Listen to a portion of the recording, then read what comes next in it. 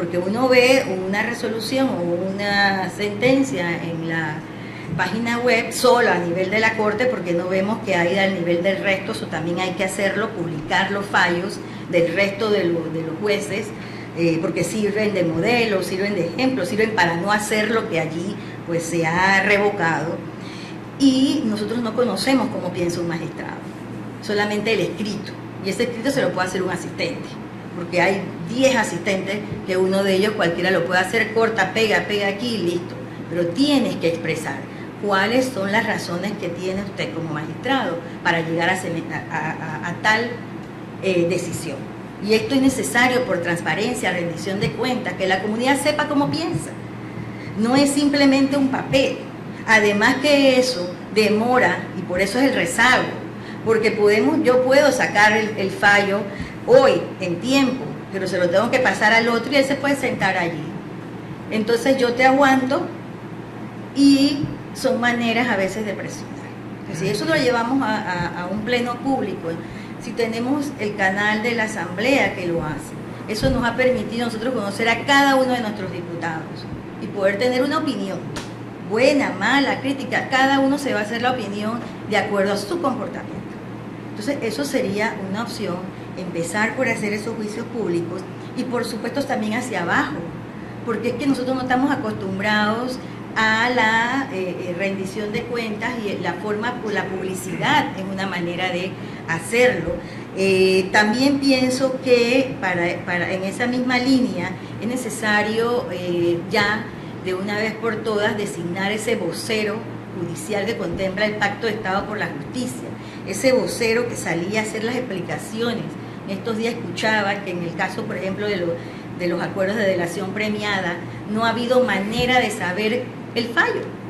Entonces sí es necesario que a través de un vocero, si es que no quiere que el juez, el magistrado se exponga a estar en estas preguntas de los medios de comunicación, sí podemos tener un vocero preparado, una persona que tenga la proyección de la imagen, que conozca de las áreas que tiene que decir, para que salga a dar explicaciones. No podemos seguir pensando en que le voy a mandar la sentencia de 40 páginas que para el periodista, eso es macarrónico, no lo entiende. Ni siquiera nos tomamos el tiempo de hacer un comunicado de prensa resumido de los elementos importantes de esa sentencia. Entonces, es necesario hacerlo porque la percepción ciudadana es que no hay transparencia en las decisiones. Entonces, sí se requiere eso. El otro transformación es acelerar el tema de la carrera judicial. Más del 70% de los funcionarios que toman decisiones hoy en nuestro país no están en carrera. Eso ya no le da independencia. ¿Por qué? Porque piensa que está de un hilo supuesto. Y yo no sé por qué se piensa que entras al órgano judicial y es que no vas a poder hacer más nada. Usted se graduó de abogado, usted no se graduó de juez. Si usted pasa algo que no están de acuerdo con su decisión y lo sacan, porque usted se quiso mantener dentro de su criterio, dentro de la decisión justa que usted tenía, entonces usted se dedica a otra cosa. Pero a veces no, la independencia de criterio va a depender de la independencia de bolsillo, y si yo dependo, tengo mi casa que pagar y tengo el carro que lo debo, entonces no me atrevo a tomar una decisión por miedo a que me despidan. Igualmente nosotros antes, y sobre la carrera judicial, porque puede demorar 10 años, y son 10 años que está todavía allí padeciendo Jesús, aplicar la evaluación del desempeño. La evaluación del desempeño es parte, si nosotros no evaluamos no podemos mejorar. No es posible que tengamos funcionarios que tienen 10 años de estar interinos en un puesto y nadie lo evalúa. Entonces, no, es que hay que esperar la carrera. ¿Por qué? Si está haciendo las cosas mal o no se está preparando para demostrar que tiene los conocimientos y los estándares para ser juez. Entonces, hay que aplicar paralelamente una evaluación del desempeño que permita sanear y que salgan del órgano judicial aquellas personas cuestionadas, aquellas personas que tampoco tienen los conocimientos, que no tienen el carácter para tomar una decisión oportuna, porque la decisión no la voy a tomar en 5 años, la tengo que tomar oportunamente. Justicia tardía no es justicia. Entonces tenemos que ver, porque hay personas que están nada más para cobrar los 15 y los 30, y aspiran a las posiciones para ganar los salarios jugosos que hoy día, gracias a las mejoras, nos corresponde a nosotros luchar. Magistrado Michel no me dejará mentir, por los aumentos que necesitaba tener un juez. Hoy día tienen el aumento, tienen el salario, pero entonces no hemos visto el cambio. Licenciada, muchas gracias. Sí, muy buenos días. ¿Cuál es su visión del papel de un magistrado frente a los estándares internacionales en materia de justicia desde la perspectiva de los derechos humanos? Es muy importante el tema de los derechos humanos, que viene pues de hace muchísimos años trabajándose. Ya hemos aterrizado en ese sentido, ya tenemos la obligatoriedad constitucional, la obligatoriedad de nuestro Código Procesal Penal también. El artículo 4 de la Constitución establece que tenemos que reconocer los tratados internacionales ratificados por Panamá. El artículo 17 también nos dice que se reconocen como mínimos y no excluyentes de otros que están en las convenciones y tratados, y tenemos que ir hacia allá. También ya la Corte Interamericana de Derechos Humanos ha señalado que el juez es un juez convencional. Ya el juez no puede pensar que es que lo que pasa es que yo nada más tengo el código, y todavía, señor, el juez se maneja solo con el código. Usted no le ve al juez ahí, y si lo tiene, no lo aplica las convenciones internacionales.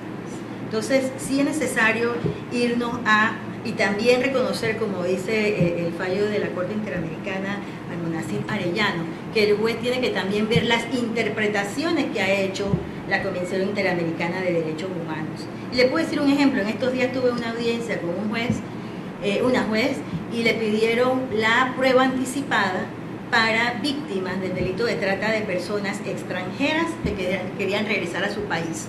Usted sabe que la juez lo negó, diciendo que no tenía suficientes elementos. ¿Qué más condición de vulnerabilidad usted necesita, señora juez?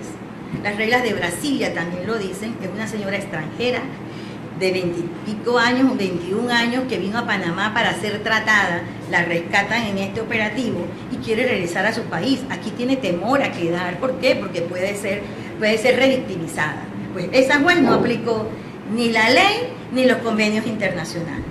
Entonces, sí es necesario tenerlos claros y aplicarlos, y ya no son aéreos. Antes se decía pues que los derechos humanos estaban allá y el juez estaba aquí. Ahora los derechos humanos están como parte del reconocimiento diario que tiene que tener un juez de todas las jurisdicciones. No estamos hablando solamente del área penal, estamos hablando del área civil, del área de familia, porque muchas veces la toma de decisiones ahí se vulneran derechos humanos, que ya sabemos que incluso, por ejemplo, el tema del debido proceso es un derecho humano que tenemos que garantizar que se dé la justicia en tiempo y plazos razonables.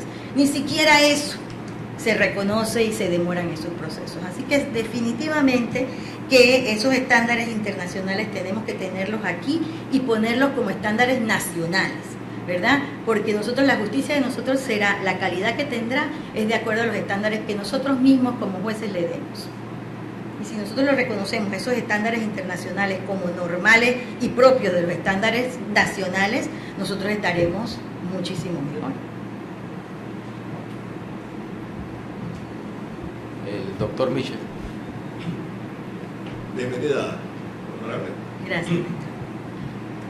¿Cómo pondera usted en el ejercicio de sus funciones como magistrada la importancia y alcance del debido proceso?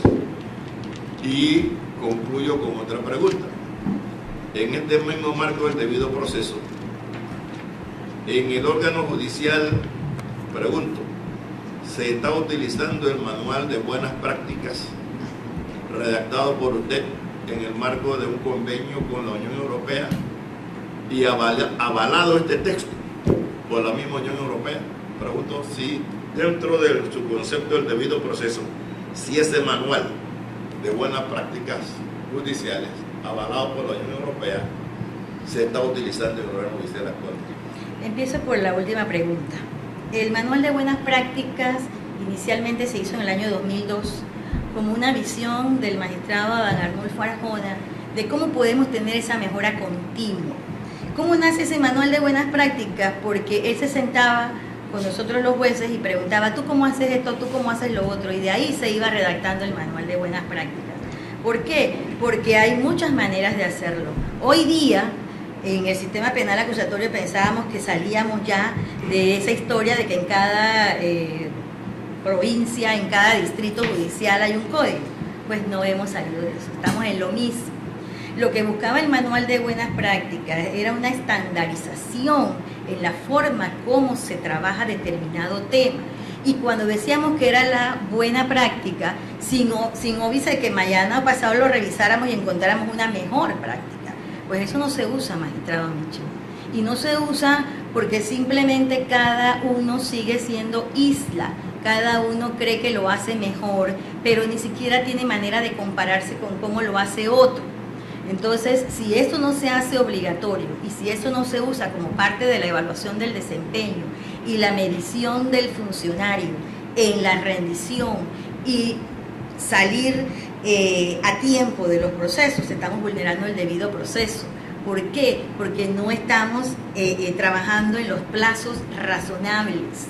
El manual de buenas prácticas lo que te hacía era agilizar en todas las áreas que tienes como juez para poder resolver.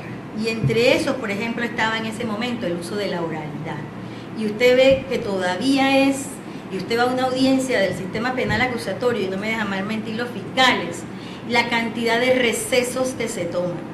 ¿Por qué? Porque el juez tiene que prepararse antes de ir a la audiencia. Si bien es cierto, no conoce la carpeta, o en el caso de las otras jurisdicciones, sí conoce el expediente, si tú sabes que vamos a trabajar sobre el delito, por ejemplo, en el caso de nosotros de trata de personas, léetelo, prepárate antes de ir.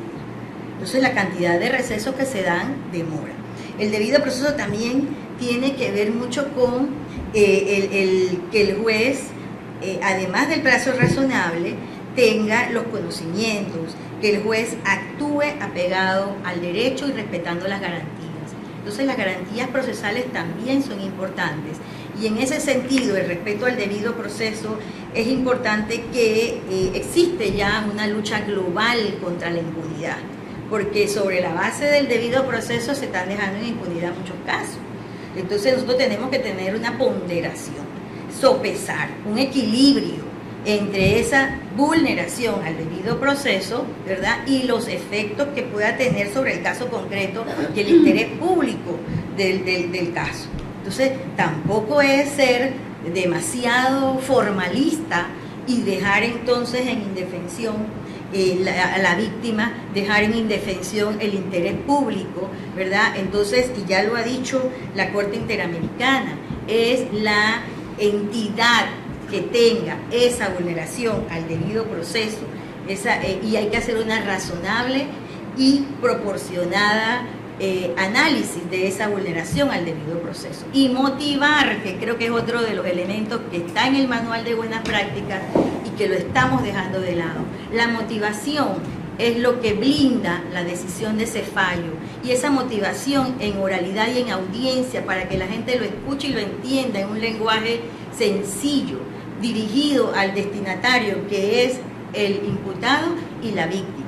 Si yo empiezo a hablar aquí así, muchas veces por temor, muchas veces por inseguridad, entonces tenemos que inyectar al juez de la seguridad que necesita para que cuando proyecte su sentencia, la proyecte también seguro de lo que está decidiendo, ¿verdad? Y que las partes sean menos, accedan quizás al menos recursos. Si bien es cierto, en el sistema penal se reducen los recursos, ¿a qué se ha llegado ahora y que está llenándolo al Tribunal Superior? A los amparos. ¿Por qué? Por la falta de motivación, la falta de explicación lógica, coherente de la decisión a la que el juez está llegando. Entonces, salimos de un recurso para quedar entonces ahora en los amparos, que estamos pasando al Tribunal Civil, que no tiene la experiencia tanto en la lógica del sistema penal acusatorio, a tomar las decisiones profundas de un área pues que tiene su especialidad y tiene su complejidad. Gracias. Muy bien. Gracias, licenciada. Gracias por estar acá y toda la suerte. ¿No hay más preguntas? No. Ah, bueno, muchísimas gracias. Gracias.